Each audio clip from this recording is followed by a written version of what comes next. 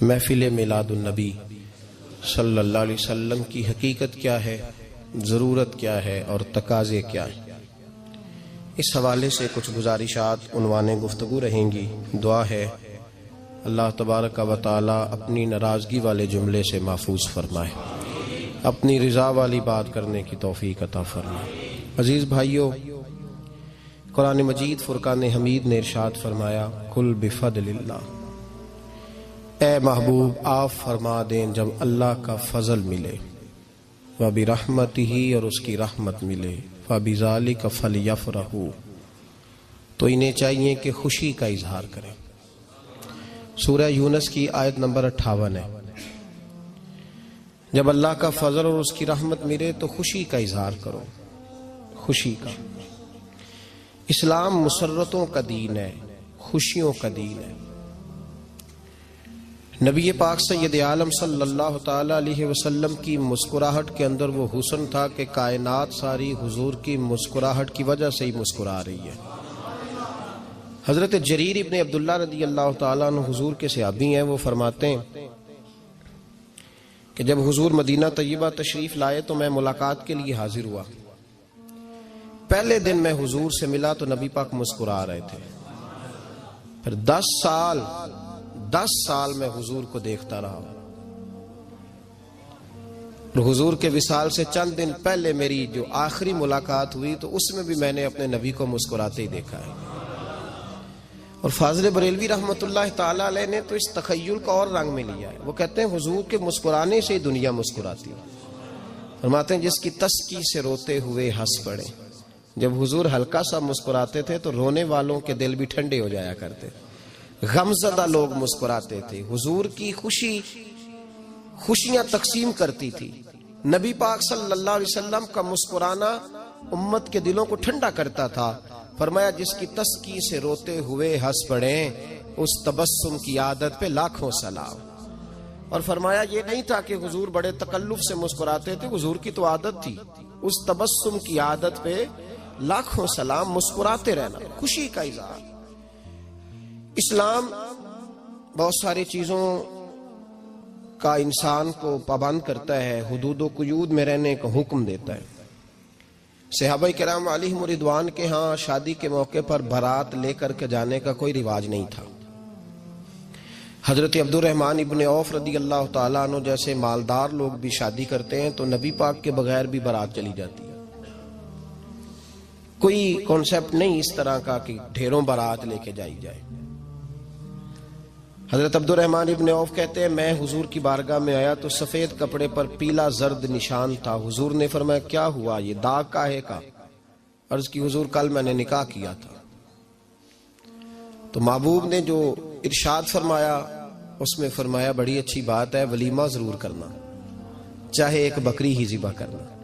بارات نہیں لے کے جائی جاتی تھی، ولیمے کا حکم دیا۔ اور بخاری میں نبی پاک نے یہ بھی فرمایا جب تمہیں کوئی ولیمے کی دعوت دے تو جایا کرو۔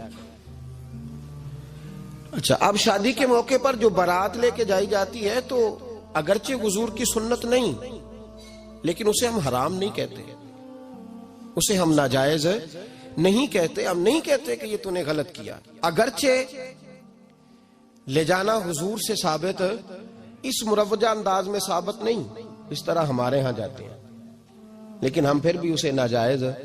کسی صحابی نے اپنے بچے کی شادی پر اپنے گھر میں لائٹنگ نہیں کرائی، لیکن آپ کو دنیا کا کوئی عالم یہ فتویٰ نہیں دے سکتا کہ لائٹنگ کرانا حرام ہے۔ آپ شادی کے موقع پہ ساری گلی سجا لو، آپ ساری چھتوں پہ لائٹنگ کرا لو، کوئی آدمی یہ آپ کو فتویٰ نہیں دے سکتا کہ شادی کے موقع پر لائٹنگ کرانا جائز نہیں۔ کبھی سنا ہے آپ نے کسی سے؟ بولیے یہ جائز ہے، جائز پیسے ہیں تو ٹھیک، بلکہ میں اس سے آگے بڑھتا ہوں، اس سے تھوڑا اور آگے جاتا ہوں۔ حضرت عائشہ صدیقہ رضی اللہ تعالیٰ عنہ فرماتی ہیں میرا جو کمرہ تھا نا جس میں میں حضور کے ساتھ رہتی تھی اور ایک لمبا زندگی کا عرصہ گزارا، اس میں 3 آدمی سو سکتے تھے، چوتھے کے لیے جگہ ہی نہیں تھی، اور کچا تھا۔ کھجور کے تنے کھڑے کر کے اس پر کھجور کے پتوں کی چھت ڈالی گئی تھی۔ میں جب ہاتھ اٹھاتی تھی تو میرا ہاتھ اپنی چھت کو چھو جاتا تھا۔ یہ ہے سنت نبی پاک کی، یہ حضور کا طریقہ ہے۔ بتائیے پکے گھر میں، لینٹر والے گھر میں رہنا جائز کہ ناجائز؟ کیوں جی؟ حضور تو کچے مکان میں رہتے تھے، آپ نے کیسے پکا بنا لیا؟ اللہ کی محبوب علی دین کو اس کی اصل بات میں سمجھیں. آپ ایسا نہ کریں جس میں انتشار اور امت تقسیم ہو. اس کا اصل مزاج دیکھیں. مہندی کے موقع پہ اگر کوئی آدمی 6 دیگیں دال چاول کی پکاتا ہے تو منع نہیں، جائز پیسوں سے پکائے. انہیں لائٹنگ لگوائی، کوئی منع نہیں. سارے محلے کو کھانا کھلایا، کوئی منع نہیں. بلکہ نبی پاک نے فرمایا بہترین مسلمان ہی وہ ہے جو سلام پہلے لے اور روٹی زیادہ کھلائے، تو بہترین مسلمان ہے. ناجائز کیا ہے؟ ناجائز ہے شادی کے موقع پر بینڈ باجا بجانا، اس میں رقص کرنا، اس میں بھنگڑے ڈالنا، عورتوں مردوں کا اختلاط ہونا، عورتوں کی مووی بنانا، یہ چیزیں ناجائز ہیں. تو جو ناجائز ہے اس پہ پابندی لگائی جائے گی. جو جائز ہے اس کے بارے میں یہ کہا جائے گا کہ بھائی احتیاط کی جائے، سنت کی طرف دیکھا جائے تو بہتر یہی ہے. لیکن اگر کوئی کسی آدمی کے پاس جائز پیسے ہوں، وہ 100 کنال کے گھر میں رہے، اگرچہ سنت یہ نہیں، پر یہ تو کوئی فتویٰ نہیں نہ دے سکتا کہ حرام ہے تیرا 100 کنال کے گھر میں رہنا، کہ ہے فتویٰ کہیں آپ نے سنا.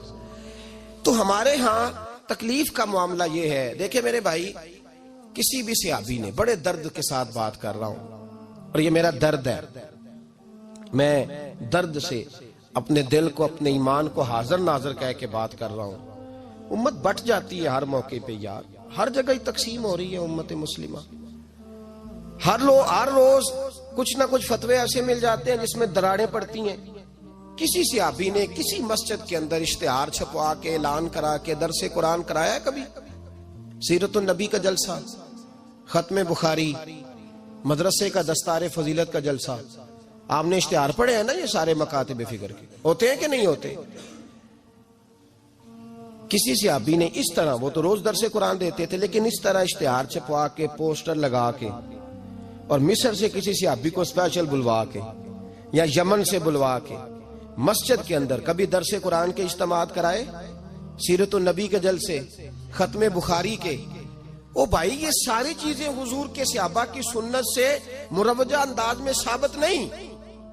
مجھے بتا میرے بھائی، میں درد کے ساتھ تجھ سے سوال کرتا ہوں کہ سیرت النبی کے جلسے میں تو پشاور سے مولانا بلائے، پنڈی سے بلائے، تو گجرات اور کراچی سے لوگوں کو بلا کر کے اگر سیرت کا جلسہ کرائے، اور تو اس میں ایک آدمی کو کراچی سے بلوایا جا رہا ہے تو تو نے اس کو 20,000 کی ٹکٹ بھی دی، اور اشتہار پہ بھی جلسے پہ خرچ ہوا، پھر لنگر بھی پکا، کھانا بھی تو نے کھلایا، نہ تجھے کوئی بیوہ یاد آئی، نہ تجھے کوئی مسکین یاد آیا، نہ تجھے کوئی غریب یاد آیا.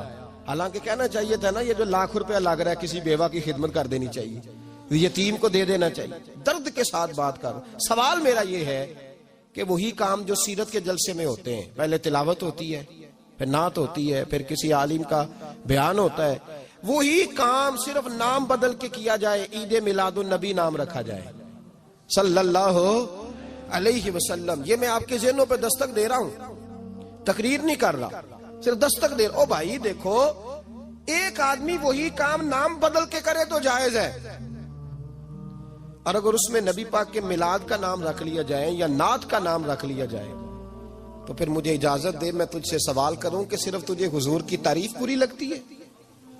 پھر مجھے اجازت دے کہ میں تجھ سے پوچھوں کہ صرف تجھے نعت اچھی نہیں لگتی؟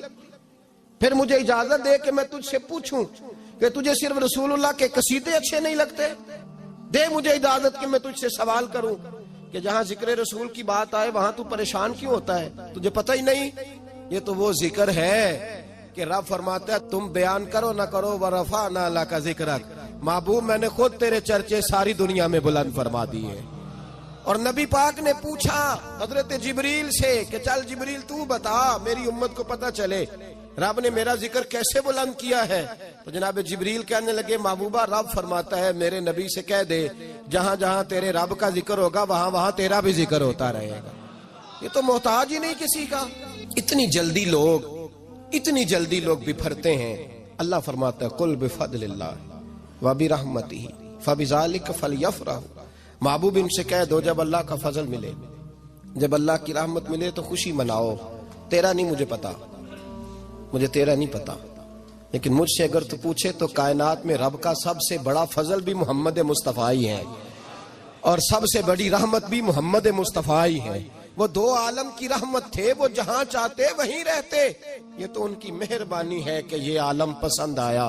رب کریم نے تجھے آنکھ دی، دنیا دیکھی تو نے، رب کریم نے تجھے قوت دی، تو نے دنیا گھومی، اور پھر رب نے تجھے بیٹے دیے تو میٹھا میوہ، اور بیٹیاں دی تو تیرے لیے باعث کرم، تیری چھاتی پہ بچے چڑھے تو تو نے کہا سب سے بڑی نعمت یہی ہے کہ مالک کہتا ہے تو میرا بندہ تھا، میں نے دینا ہی تھا، اس نے دیا، احسان نہیں جتلایا، لیکن جب اپنا نبی دیا تو کہا میں نے بڑا احسان کیا تم پہ۔ لَقَدْ مَنَّ اللَّهُ عَلَى الْمُؤْمِنِينَ إِذْ بَعَثَ فِيهِمْ رَسُولًا، میں نے تم پر احسان کیا ہے۔ کون دیتا ہے کسی کو محبوب اپنا؟ نہ جانے رب نے یہ کیسے گوارا کیا۔ لَقَدْ مَنَّ اللَّهُ عَلَى الْمُؤْمِنِينَ إِذْ بَعَثَ فِيهِمْ رَسُولًا، اتنا بڑا فضل، اتنا بڑا فضل، فضل بھی حضور۔ اور جب بات رحمت کی آئی تو فرمایا مومنوں صرف تمہیں ہی نہیں، عیسائیوں، یہودیوں، سکھوں، دنیا میں جتنی مخلوق ہے، حتیٰ کہ جانور بھی، حتیٰ کہ چونٹیاں، نباتات، جمادات، ہر چیز، یا اللہ تو نے کیا دیا؟ فرمایا وما ارسلناک الا رحمتا للعالمین، میں جس کا رب ہوں ان سب کے لیے میں نے اپنے نبی کو رحمت بنا کے بھیج دیا ہے۔ بیٹے کے آنے پہ تو مٹھائی بانٹتا ہے، میلاد والے دن تو لائٹیں بند کر لیتا ہے، بیٹے کے آنے پر تو حلوائی بٹھاتا ہے، اور نبی پاک کے نام کی لائٹیں لگی ہوں تو پریشان ہوتا ہے۔ ہم سے کبھی پوچھ تجھے بتائیں، بس نہیں چلتا، ورنہ تاڑے توڑ کے چھتوں پہ لگا دیں۔ بس نہیں چلتا، فرشتوں کو بھی کہیں آؤ ہمارے ساتھ شامل ہو جاؤ، آمد مصطفیٰ مرحبا مرحبا کا نعرہ لگانا ہے، ہمارا بس نہیں چلتا، ورنہ دنیا کی ساری نعمتیں بچھا دیں اور لوگوں کو بتلائیں کہ اصل تو خوشی منانے کا دن ہی آج ہے جب اللہ نے ہمیں اپنا پیارا رسول عطا فرمایا ہے۔ اور ہمارے امام، تو کہتا ہے میلاد نہ کر، ہمارے امام نے تو کہا حشر تک ڈالیں گے ہم، حشر تک، یہ 2-4 دن کا تو پروگرام ہی نہیں ہمارا، حشر تک ڈالیں گے ہم پیدائش مولا کی دھوم، اور مثل فارس نجد کے کلے گراتے جائیں گے، خاک ہو جائیں عدو جل کر مگر ہم تو رضا، دم میں جب تک دم ہے ذکر ان کا سناتے جائیں گے۔ ہمارا تو 1-2 دن کا پروگرام ہی نہیں۔ اور پھر سنو کتنی بڑی نعمت ہے۔ حضرت عباس سے کسی نے کہا تھا اللہ کی سب سے بڑی نعمت، تو بخاری اٹھانا، فرمانے لگے محمد نعمت اللہ، بخاری ہے بخاری، فرمایا محمد اللہ کی سب سے بڑی نعمت ہے۔